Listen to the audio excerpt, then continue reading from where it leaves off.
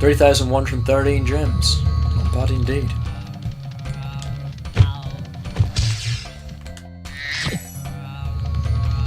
Alright.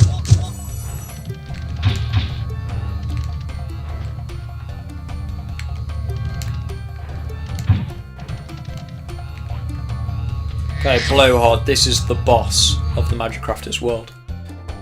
Such an unfortunate name to have, to be honest.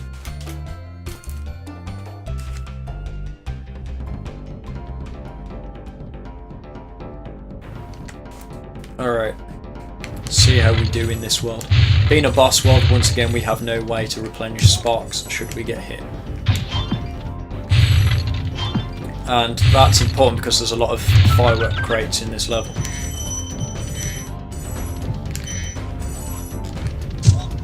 So we're going to be taking damage. It's a very storm themed level. And there's Blowhard, you saw him very vaguely in the top right of my screen. Just check there's no other gems. Okay. And that's where we need to progress to. Where our path is blocked by Senior Blowhard, who can only be damaged by fire as it happens. Which means we're going to have no fun trying to kill him. So that's all we can do for Blowhard, really short level. It's a bit anticlimactic when you can't do the bosses, but they're not really much of bosses, to be honest.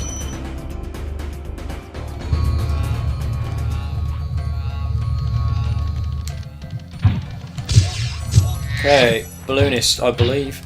Although, it says we're missing an egg. Which one? Oh yeah, we can't get that egg. It is behind the pillar blocked by the cannon, which we accidentally fired, but we still can't use. Beastmakers, this is world number 4 out of the 6 in total. And as the name suggests, this is a far from friendly place. There will be lots of trials and tribulations in this level. And it's, as you can see, a swamp theme.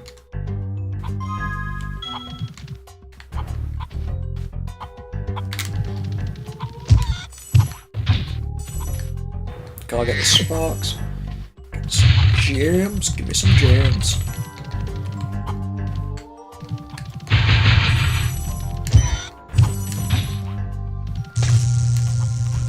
And the fodder in this are these chicken things, and the enemies are these electro-norks that listen to music and decide to electrocute the floor to make progress difficult.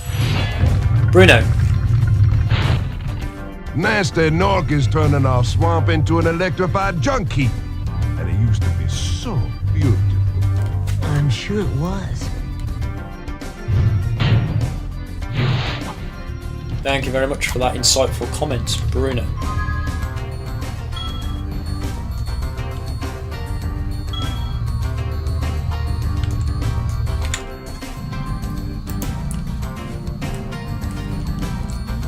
Okay.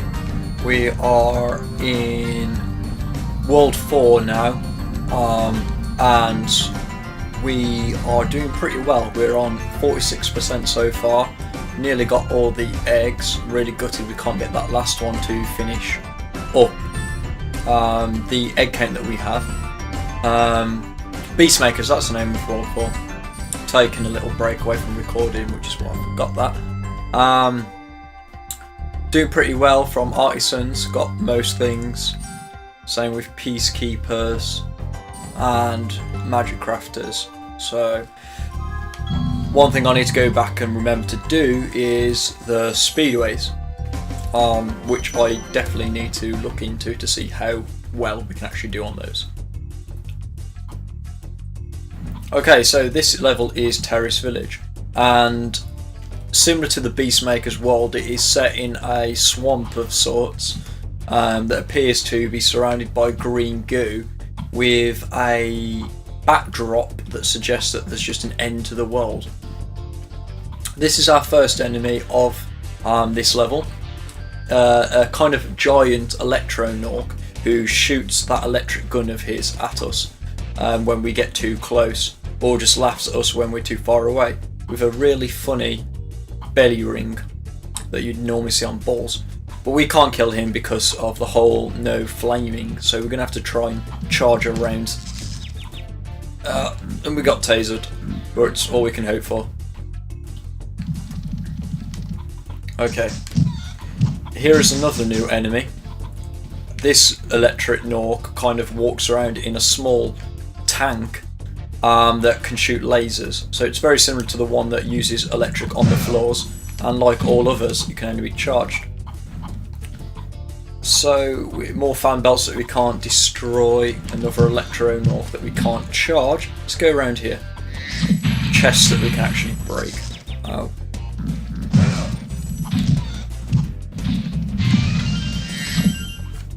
Alright. Sneak around the back door to get away from that guy. And at least we were rewarded with a couple of enemies that we can actually kill.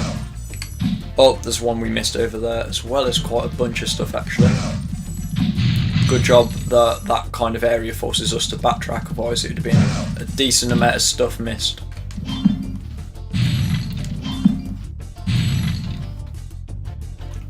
Let's go around here. Oh, and again, some stuff to the right that we nearly missed. But the bonus is what I'll be doing once I've kind of completed the main aspects of the run. I'll be going back to ensure through each level so that I've got everything that's possible, just in case I've missed a road gem or whatnot. So that'll be a thing.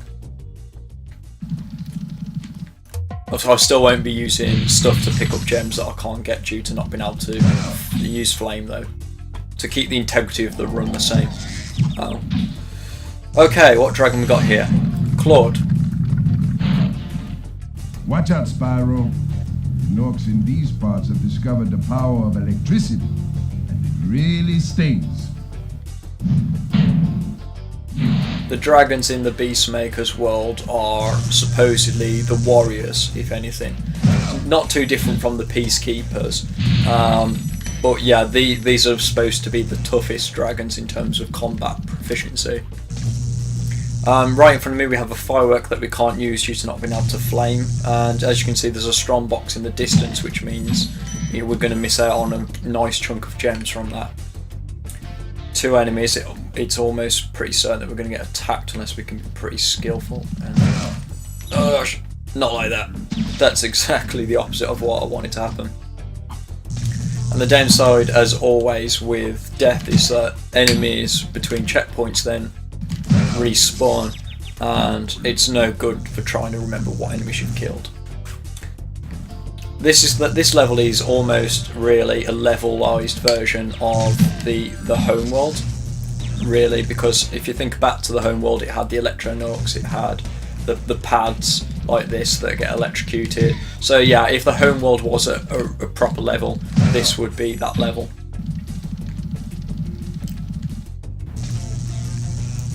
And this is probably the only time, apart from Alpine Bridge, where timing of movement is really something to think about. Alpine Bridge, obviously, if you think back to the Magic Crafters, which is the world it was in, you had the druids that would move terrain that could result in your untimely death if you were not careful.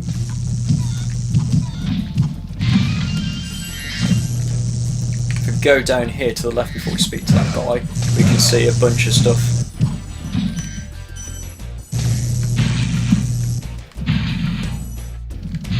That is pretty well hidden, but we're smarter than that now. We know that we're not just going to be given all of the gems on a plate.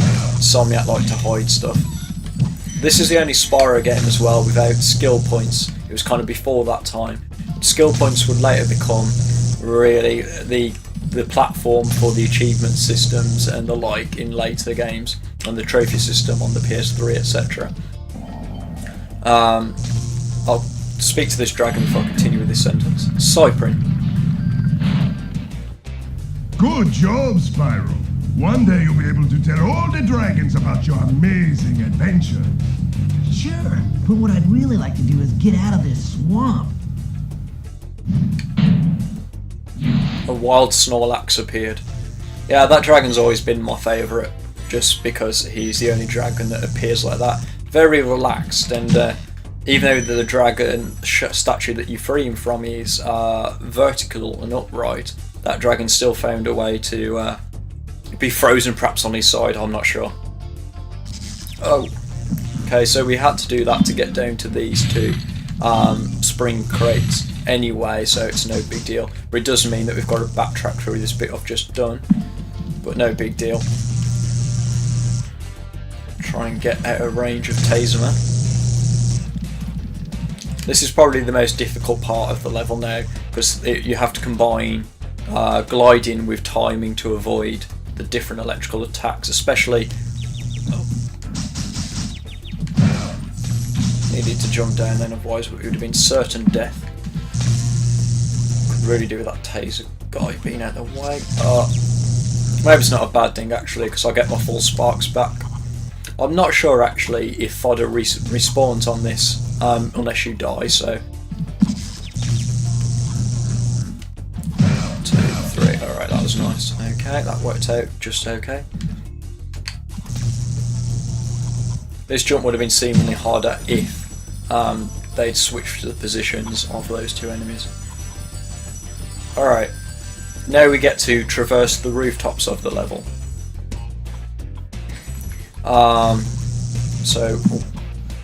I also really liked how they decided to blend in these staircases with the wall, so you do almost miss them if you don't know it's there.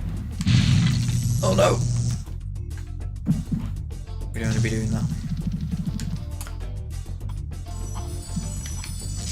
Oh gosh, I never knew he could hit me mid-whirlwind.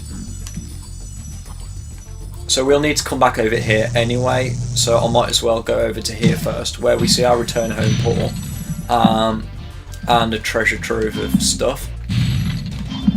Of course it does mean we have to backtrack a tad now, because we cannot glide back up to that location. We have to go back and glide over to here first.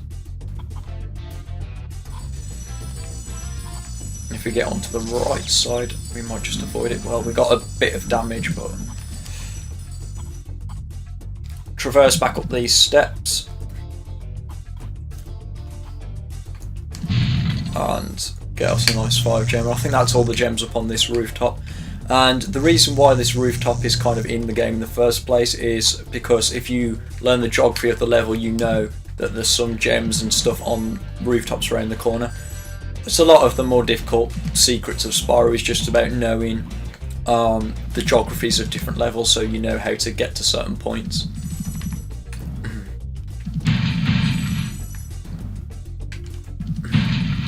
More fireworks as well that we can't let off, unfortunately. As you can see by charging them, it has absolutely no effect. Doesn't even explode in Spyro's face. I guess that was to avoid the whole having to leave and re-enter the level in case you wasted a firework, which would have been very frustrating. So I think that's all of the gems we can get in this world. I don't think I've missed any. So we can just go ahead and exit level here.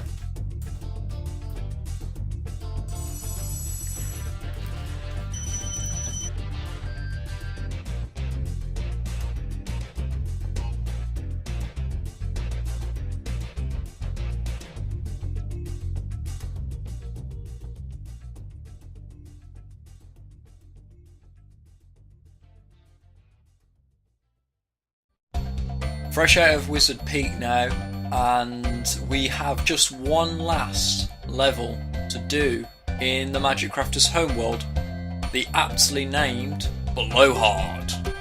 Blowhard! That singing could have probably made it rain even harder than it's about to. We are facing a ridiculously easy boss. Whose only attack is launching clouds that try and strike us down with lightning. But we know the stats, 1 in a 20 million chance of being struck by lightning. So I like our chances, Spyro, essentially. Plus you're a dragon, you can breathe fire. Can't charge, but you can breathe fire. Lots of spring crates and firework crates populate this level. And a lot of storm wizards. The whole theme is storm based. It also has one of perhaps the best soundtracks for a level, in my opinion. It's pretty epic and confrontational. It's just a shame that the boss doesn't live up to the hype that the music sort of does. But now this is a new area because in the other challenge we won't ever get to see this area, as we're not able to flame Blowhard. So here we are. We're going to get the only dragon of the level. He is the midway checkpoint, Altair. Puts us up to 46 dragons. We're nearly at the 50 mark required to get to the last world. This level is full of these wizards, the druids rather, that shapeshift and level shift the terrain.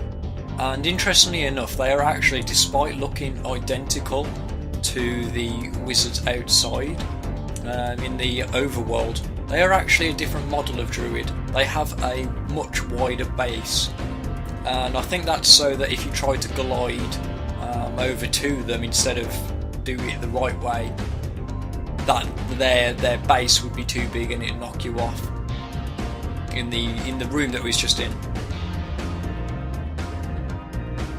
So we've hit Blowhard 2 out of 3 times. That was probably the most difficult he's ever going to get, because if you get too close he flies a bit higher and you cannot flame him, so you just have to wait for the right moment. We just glided through the lightning there, and we're quite well rewarded by defeating Blowhard with a nice array of gems.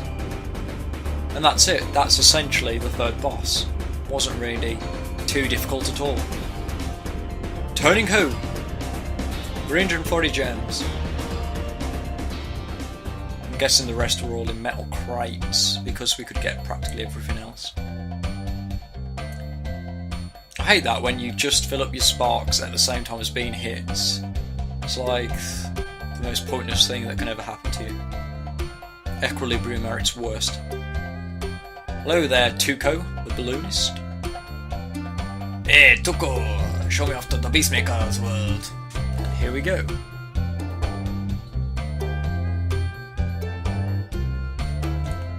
Beastmaker's world is probably everybody's least favourite world. I wouldn't say it's because of the level designs or anything like that. I'd say it's more aesthetically. It's sort of like if you think of Fallout 3. As much as the game is a really, really good game, all the colours that you get to see really are grey, brown, boring and dull colours that we don't really associate with positive things. And Beastmakers is sort of the same, I'd say. It's not, compared to the rest of the game, it's not colourful, it's a lot more gloomy. And as such, it sort of makes the world feel like it's dragging a little bit more. You could say it's pathetic fallacy at its finest, dark, gloomy world, dark, gloomy mood. Magicrafters, for example, which is a lot more colourful, sort of reflects that. I guess it makes even more sense when you think about it, because Peacekeepers is probably the second least favourite world, and that's because it's all desert. There's not really any alteration. In fact, Ice Cavern is my favourite level in that world, and it's purely because it's nice and snowy. It's a different colour from the dull brown of the desert. These enemies we can actually kill now with flame, which is good. We are now going to come around here to 2 hidden fan belts. Collect his gem. Can't get those chests unfortunately, but we can take advantage of these fan belts.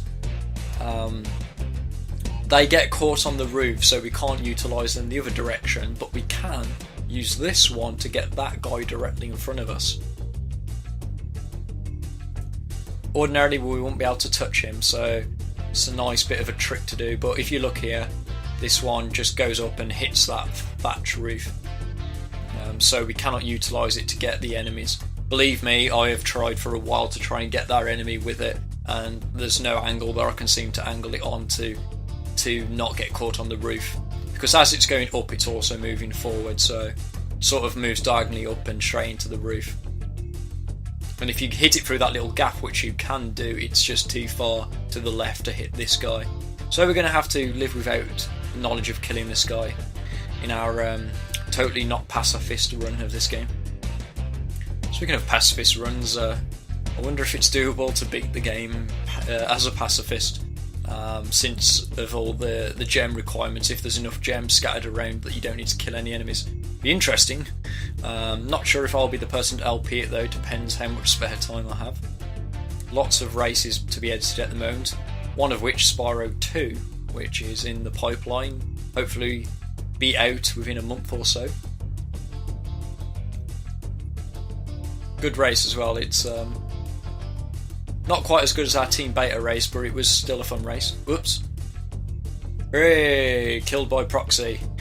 It's not very often you can actually say that you was killed by a crate, but the metal crates rubbing it in even more that we cannot destroy them. They kill us. They throw us off and kill us into that gloomy green slime water.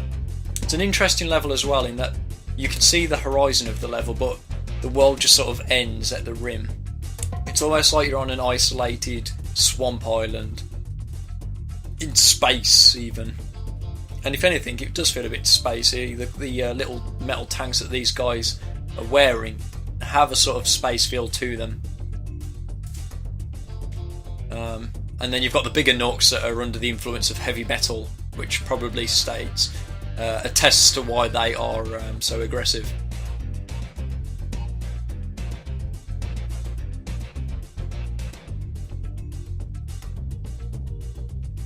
Oh, nearly missed these gems. I'm going to keep getting zapped by that guy. Not being able to charge can be a bummer when you're attacked by ranged attacks like this.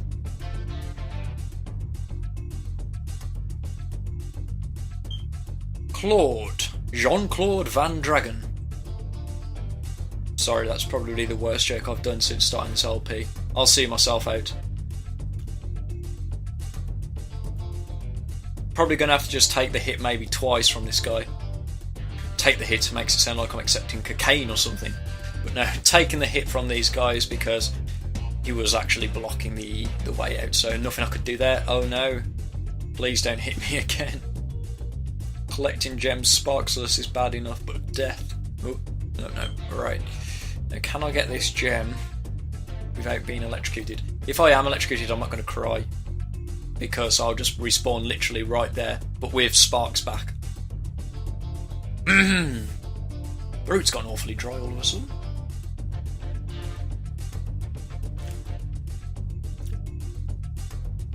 We're gonna rock down to Electric Avenue and collect our gems quickly.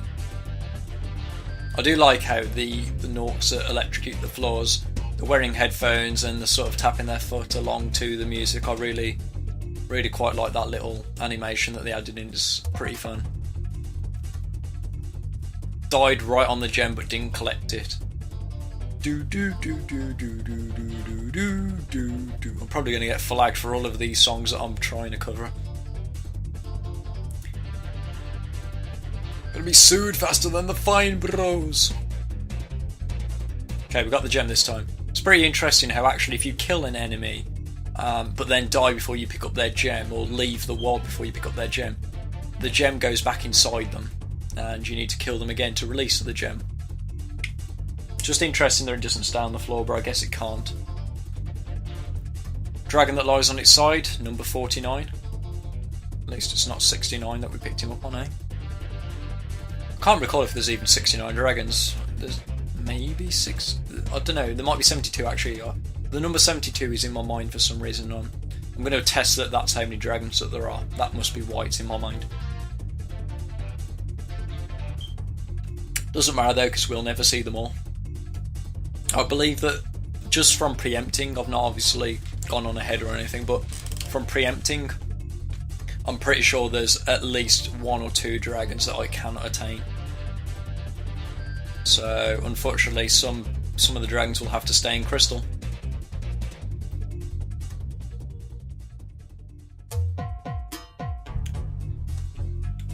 As long as they're not smoking crystal meth, eh? Walter White the dragon. Wow. Alright, most difficult part of this level over. It's not very often that, even though Spyro is somewhat of an action-adventure platformer, there isn't too many occasions where timing comes into the platforming.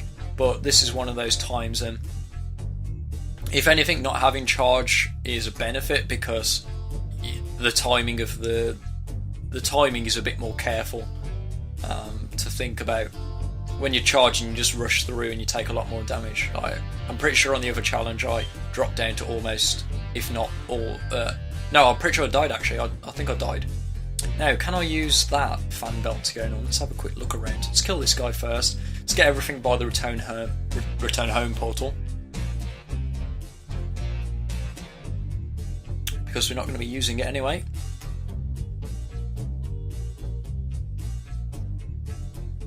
I was considering gliding down there, but okay, those guys to the right. Oh, it's a shame. I thought that you might just be able to make that jump. Those guys to the right. I'm sure with a carefully angled shot, I should at least be able to get one of them. Let's see. But jump over it. Okay, let's have a look. 2, 3. Please get someone. Well, that shot further than I thought. Yeah, okay. I'll take that.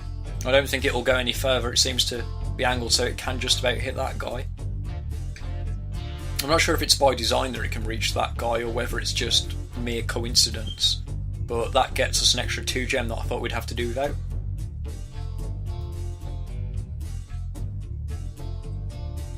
They call me Lightning McQueen.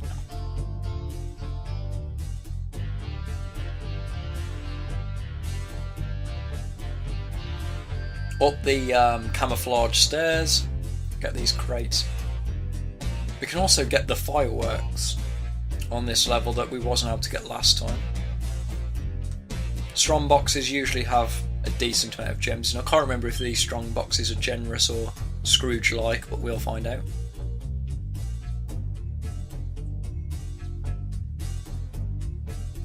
There's one, just jump and flame it. Get this stuff while we're at it. And then glide and flame this one. I think it makes sense to get these gems first, seeing as it's a higher strong box.